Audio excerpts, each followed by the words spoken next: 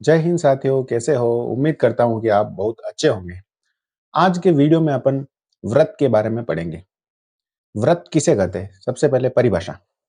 एक तल में उन सभी बिंदुओं का समूह जो तल के एक स्थिर बिंदु से एक स्थिर दूरी पर स्थित हो, व्रत कहलाता है। जैसे ये तल हो गया, इस तल में उपस्थित इन सभी बिंदुओं का एक समूह है जो तल के एक स्थिर बिंदु से, एक स्थिर बिंदु हो गया O से समान दूरी पर स्थित है। यहाँ से यहाँ तक की दूरी, यहाँ से यहाँ तक की दूरी, यहाँ से यहाँ तक की दूरी, यानी कि इस स्थिर बिंदु O से परिधि पर स्थित समस्त बिंदुओं के बीच की जो दूरी होती है वो समान रहती है, स्थिर रहती है, उसे कहते हैं व्रत। यहाँ पर स्थिर बिंदु है O, जिसे कहते हैं व्रत का केंद्र कहते हैं, सेंटर। O से P, O से B और O से A, ये जो है वो व्रत की त्रिज्या कहलाती है। अब त्रिज्या की परिभाषा क्या है? व्रत के केंद्र O से व्रत के किसी बिंदु को मिलाने वाला जो रेखाखंड है, व्रत की परिधि पर स्थित किसी भी बिंदु को मिलाने वाला जो रेखाखंड हो गया, जैसे O से इस बिंदु पर, यहाँ पर P बिंदु है, O से P को मिलाने वाली जो रेखा है वो त्रिज्या कहलाएगी। O से B को मिलाने वाली रेखा त्रिज्या कहलाएगी। O से A को मिलाने वाली जो ये रेखा है ये भी त्रिज्या कहलाती है। तो केंद्र O से व्रत पर किसी भी बिंदु को मिलाने वाला जो रेखाखंड होता है उसे कहते हैं त्रिज्या। व्यास, व्यास व्रत के किन्हीं दो बिंदुओं को मिलाने वाला रेखाखंड जो कि व्रत के केंद्र से होकर गुजरता है, वो व्रत का व्यास कहलाता है। व्रत की परिधि पर स्थित कोई भी दो बिंदु है, जैसे ये एक ये बिंदु और ये एक ये बिंदु, इसको मिलाने वाला जो रेखाखंड है जो कि केंद्र से होकर गुजर रहा है, उसे कहते हैं व्रत का व्यास। व्रत का व्यास जो होता है वो त्रिज्या का दोगुना होता है। व्यास को इंग्लिश में डायमीटर बोलते हैं, डी, जो 2 इंटू त्रिज्या, त्रिज्या का दोगुना होता है। अगर त्रिज्या ज्ञात करनी है और व्यास दे रखा है तो इसका सूत्र है व्यास बटा 2। त्रिज्या जो है वो व्यास की आधी होती है। दूसरा है परिधि। संपूर्ण व्रत की लंबाई को उसकी परिधि कहते हैं। जैसे ये जो पूरी व्रत की जो लंबाई है इसे कहते हैं व्रत की परिधि। व्रत की परिधि का जो सूत्र होता है वो 2 पाई आर या पाई इंटू डी, या डी बराबर जो है वो 2r है। डी व्यास जो है वो त्रिज्या का डबल होता है। या पाई का मान जो है वो 22/7 या 3.14। क्षेत्रफल, व्रत तथा इसका अभ्यंतर भाग मिल करके व्रत का क्षेत्रफल कहलाता है। व्रत, ये पूरा व्रत हो गया, और इसके अंदर वाला जो भाग है ये मिलाकर व्रत का क्षेत्रफल कहलाता है। व्रत का क्षेत्रफल का जो सूत्र है वो पाई आर स्क्वायर है, या पाई का मान 22/7 या 3.14 है। नेक्स्ट है अर्धव्रत। अर्धव्रत आधा व्रत, इसकी परिधि का सूत्र है पाई आर प्लस 2r।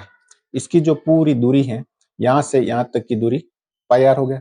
पूरी व्रत की परिधि होती है 2 पाई आर, तो आधी जो व्रत की परिधि है उसका सूत्र होगा पाई आर, और यहां से यहां तक की दूरी जो है व्यास 2r, इनको जोड़ने पर अर्धव्रत की परिधि प्राप्त होती है। व्रत का क्षेत्रफल का सूत्र होता है पाई आर स्क्वायर, तो अर्धव्रत का क्षेत्रफल का सूत्र है पाई आर स्क्वायर बटा 2, आधे व्रत का क्षेत्रफल। नेक्स्ट है जीवा। व्रत के किन्हीं दो बिंदुओं को मिलाने वाला जो रेखाखंड है वो व्रत की जीवा कहलाती है। व्रत के परिधि पर स्थित कोई भी दो बिंदु, जैसे यहाँ ए और यहाँ पर बी है, इनको मिलाने वाला जो रेखाखंड है उसे कहते हैं व्रत का जीवा कहते हैं।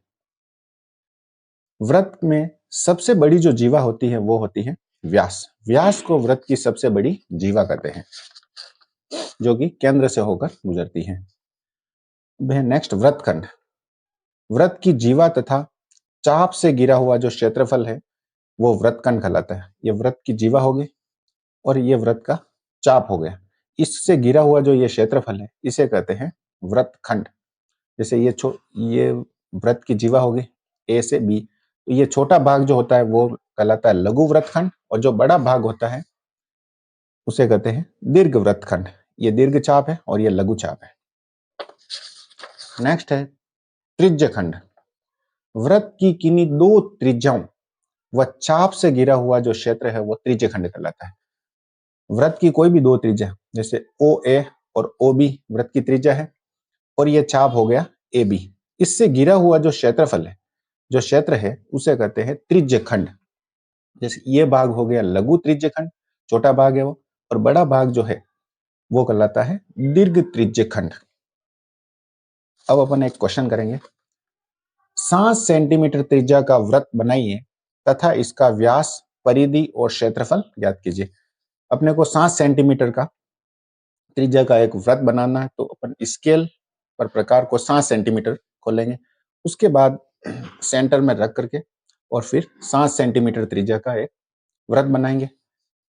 अब इसका अपने को व्यास ज्ञात करना है, तो व्यास का सूत्र है व्यास बराबर 2 इंटू त्रिज्या।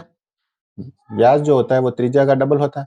यहाँ पर अपने त्रिज्या जो है r वो दे रखी है 7 सेंटीमीटर, तो व्यास जो होगा वो 2 इंटू 7 सेंटीमीटर, तो बराबर 14 सेंटीमीटर जो है वो वृत्त का व्यास हो गया। नेक्स्ट है परिधि। वृत्त की परिधि ज्ञात करनी है, तो परिधि का सूत्र होता है 2 पाई r। 2 पाई का मान है 22/7 और r का मान है 7 सेंटीमीटर। 7 से 7 कैंसिल हो गया, 22 को 2 से गुणा किया तो 44 सेंटीमीटर। ये आ गए वृत्त की परिधि। नेक्स्ट है क्षेत्रफल ज्ञात करना है अपने को, तो वृत्त का क्षेत्रफल का जो सूत्र है वो है पाई r स्क्वायर। पाई का मान यहाँ है 22/7 और r स्क्वायर, तो r का मान है 7 सेंटीमीटर का होल स्क्वायर, तो 22/7 इंटू 7 सेंटीमीटर का स्क्वायर, तो 7 सेंटीमीटर इंटू 7 सेंटीमीटर। ये 7 से ये 7 कट गया, 22 को 7 से गुणा गया तो 22 सत्ते 154 और सेंटीमीटर को सेंटीमीटर से गुणा किया तो सेंटीमीटर स्क्वायर। ये आ गया वृत्त का क्षेत्रफल।